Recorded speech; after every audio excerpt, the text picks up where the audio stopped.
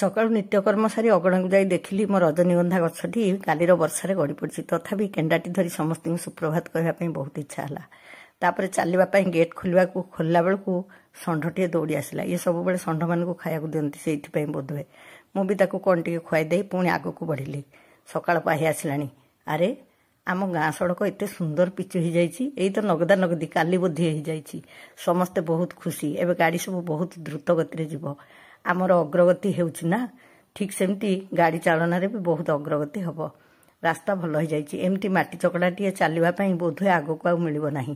ସକାଳର ସୂର୍ଯ୍ୟଙ୍କୁ ଦେଖି ମନ ପୁଲକିତ ହେଉଥିଲା। ପୁଣି ଦୁଃଖିତ ହେଲି। ଆଜି ହେଉଛି ବିଶ୍ୱ ପରିବେଶ ଦିବସ। ଆମ ପରିବେଶ ଏବେ କେମିତି ସ୍ଥିତିରେ ଅଛି ଆମେ ସମସ୍ତେ ଜାଣିଛେ, କିନ୍ତୁ ସେଥିପାଇଁ କ'ଣ କରିବା ଆବଶ୍ୟକ ତାହା ଆମେ ସମସ୍ତେ ଚିନ୍ତା କରୁଛେ କି ନାହିଁ? ଛୋଟ ମୁହଁରେ ବଡ଼ କଥା। ଏ ପରିବେଶର ସନ୍ତୁଳନ ବିଗିଡ଼ି ଗଲେ କାଲିକି ଆମେ ବହୁତ ବ୍ୟଥା ପାଇବା। ସମସ୍ତେ ଟିକେ ଚିନ୍ତା କରନ୍ତୁ।